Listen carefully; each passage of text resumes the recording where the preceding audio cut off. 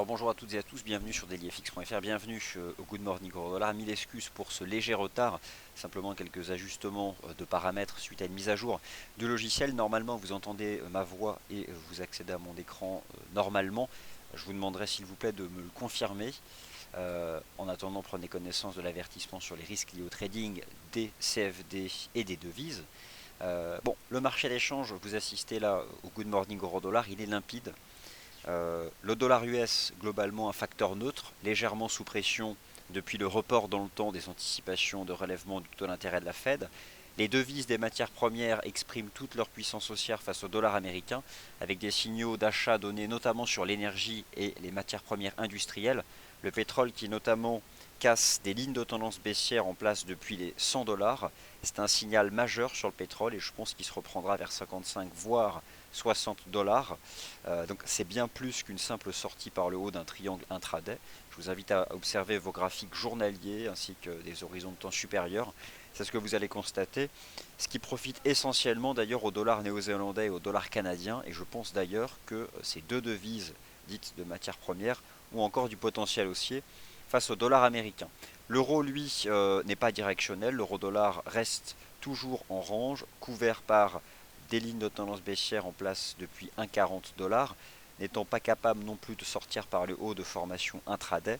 C'est clairement celui qui profite le moins de cette légère stabilisation baissière du dollar américain. En réalité, les mouvements sont réellement forts du côté des devises des matières premières, tout simplement parce que le prix des matières premières rebondit. Et c'est même d'ailleurs probablement davantage. Je pense que le marché hier a pris connaissance des nouvelles projections économiques à la fois de l'OPEP et du Fonds monétaire international pour finalement réaliser qu'on avait probablement exagéré les perspectives notamment de la demande chinoise, alors premier importateur mondial de pétrole. Euh, Sachez simplement que la Chine, c'est simplement 50% aussi de la consommation mondiale de métaux industriels. Et en réalité, les perspectives de croissance économique en Chine, même si elles sont légèrement abaissées par le Fonds monétaire international, elles restent globalement solides. Bon, à cela s'ajoute l'OPEP qui revoit en baisse les perspectives de la production américaine et en hausse les perspectives de la demande mondiale. Voilà donc, je pense, le graphique le plus important à suivre, c'est donc celui du pétrole. Le pétrole qui est simplement en train de casser la ligne de tendance baissière en place depuis, accrochez-vous, les 110 dollars. Cette même ligne de tendance que le marché avait échoué à franchir en juin. J'ai une double cassure à la fois de momentum et de prix. Je suis donc très optimiste sur le prix du pétrole. S'il y a une conso vers 48, je pense qu'il faut repasser long. Ma cible, je la rehausse. Ce n'est plus 49, c'est carrément 54, voire 56, voire 60 dollars d'ici la fin de l'année. Alors on ne va pas exagérer, on va d'abord viser 54 dollars. Mais tout ça pour dire que sur le marché d'échange, puisque là vous assistez au Good Morning Euro-Dollar, les dollars, les devises des matières premières ont encore beaucoup de potentiel. D'ailleurs, globalement, le dollar américain reste en range et n'est pas directionnel. Dollar américain qui a perdu sa nature directionnelle parce que le marché n'y voit pas clair quant à la Fed, ce qui permet à toutes les autres devises d'exprimer leur tendance. L'euro-dollar, lui, reste probablement le taux de change le moins intéressant puisqu'il reste en range. Par contre, l'AUD-USD, le NZD-USD ou l'USD4 donnent des signaux techniques suivis de phases directionnelles impressionnantes.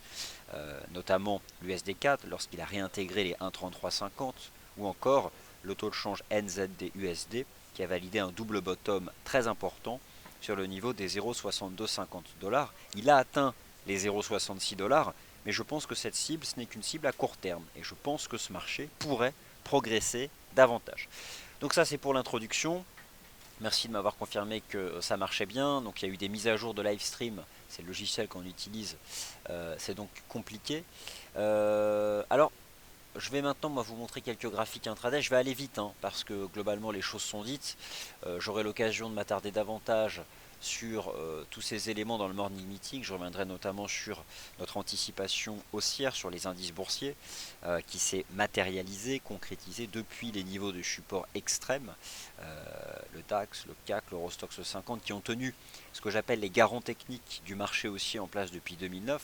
Je pense que le dernier trimestre sera de bonne facture à la fois sur les indices boursiers, sur les matières premières industrielles, car je pense toujours que les métaux précieux notamment l'once d'or, n'en profiteront pas autant.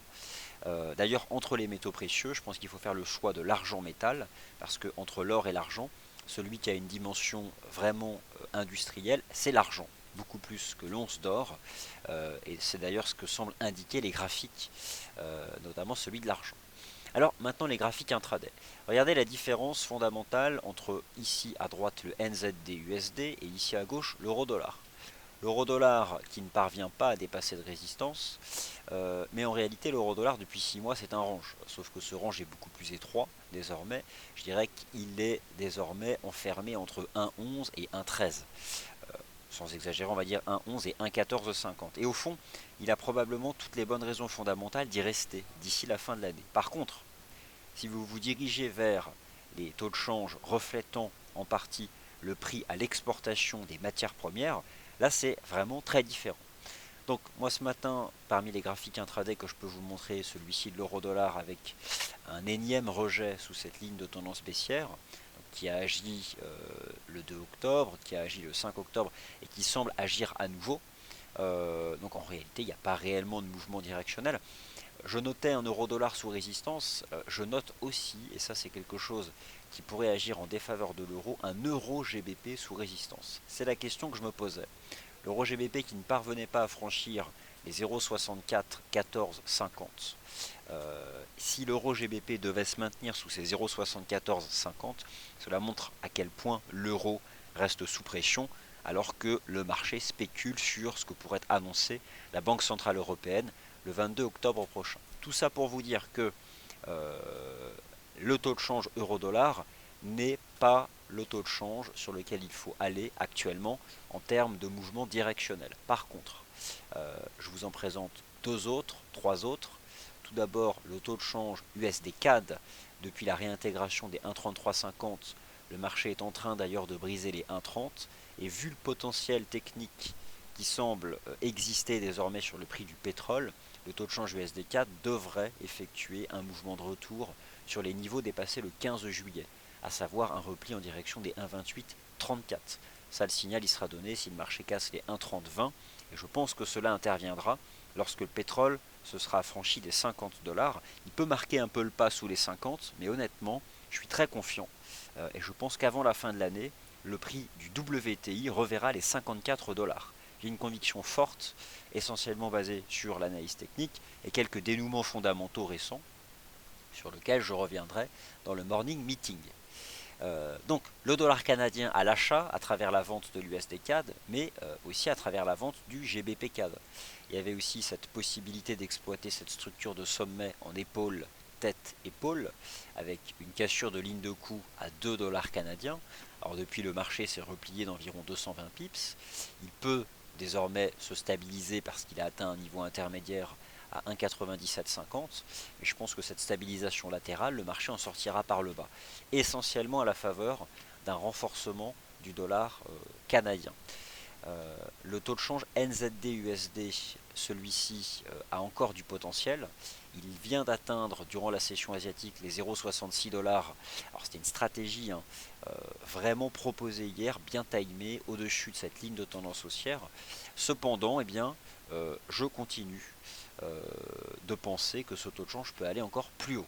Alors, bien sûr, il faut attendre maintenant des retours sur support. On teste ici cette oblique. Le marché peut marquer le pas. Mais j'ai le sentiment que le NZD-USD pourrait carrément remonter en direction des 0,67-70 dollars. C'est donc sur ce taux de change à l'achat, ou sur l'USD-CAD à la vente par exemple, ou encore la UD-USD à l'achat, qu'il faut être, mais en soignant son intervention. C'est-à-dire que l'USD-CAD vendait sous résistance, le NZD-USD vous l'achetez sur support. Et il y a quelques lignes dynamiques chartistes qui permettent d'adopter ces stratégies et surtout de les accompagner parce qu'elles ont encore du potentiel. Alors il en va de même pour le taux de change AUD-USD qui lui aussi enchaîne les débordements de résistance. Je pense que l'AUD-USD peut rejoindre les 0,72-80 dollars.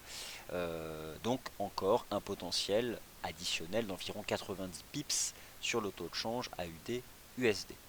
Alors maintenant j'en viens au GBP-USD qui tergiversait sur une zone de support majeur depuis longtemps. Il était au bord du gouffre, mais il n'avait pas mis un pied dans le gouffre. Et bien finalement, il n'en mettra pas. Il s'est même éloigné du gouffre, reprend un peu de hauteur, Le bémol, c'est quoi? C'est que demain, le marché attend la Banque d'Angleterre, donc forcément, il peut y avoir de la volatilité. Cependant, à court terme, c'est tout à fait intéressant de constater la réaction enfin significative sur les 1,51 dollars, 1,5160. Et je pense que le câble peut remonter en direction des 1,5280, voire des 1,5330 dollars, pas davantage parce que la Banque d'Angleterre met ce marché en position d'attente. Alors, le taux de change USD-Yen n'est malheureusement pas non plus le taux de change vers lequel vous allez trouver du directionnel. La Banque centrale du Japon a d'ailleurs maintenu en l'état son programme de quantitative easing. Le yen japonais ne se renforce plus parce que l'attrait pour le risque revient en force à travers, vous l'avez constaté, la reprise des marchés actions.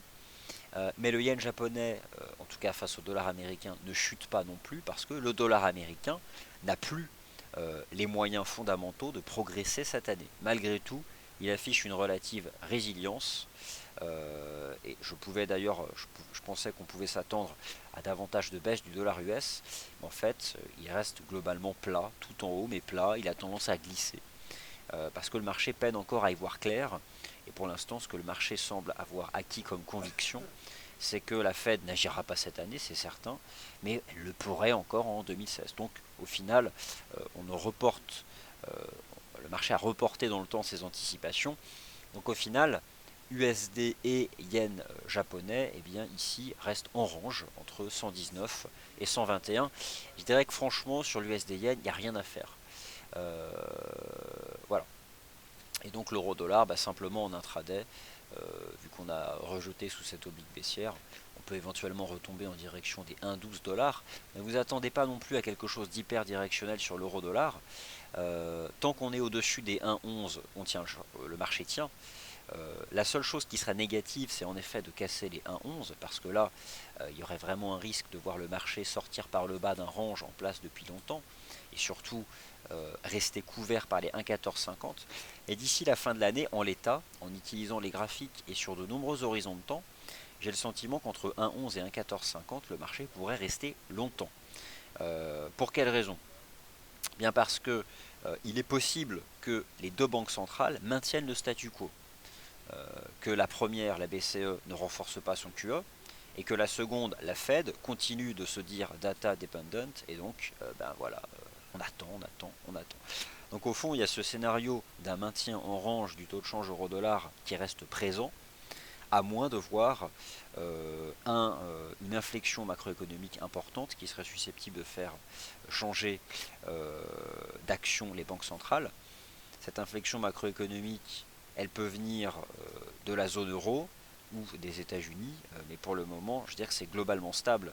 On a une pente légèrement haussière pour les fondamentaux économiques zone européen et une reprise économique aux États-Unis qui suit son rythme de croisière, avec un marché du travail et un taux de chômage au plus bas, mais en septembre, un marché du travail qui a déçu. Reste à savoir si cela est temporaire ou si cela donne le point de départ d'une capacité moindre de l'économie américaine à créer des emplois. Et pour cela, le marché va attendre quoi? Le prochain rapport NFP.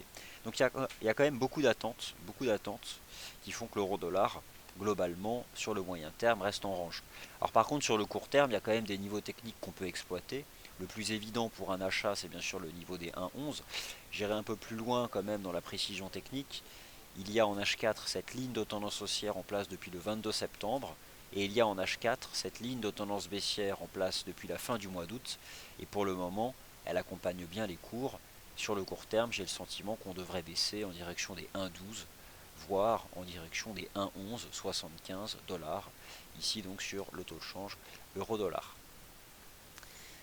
Voilà, bah écoutez, concrètement c'est tout.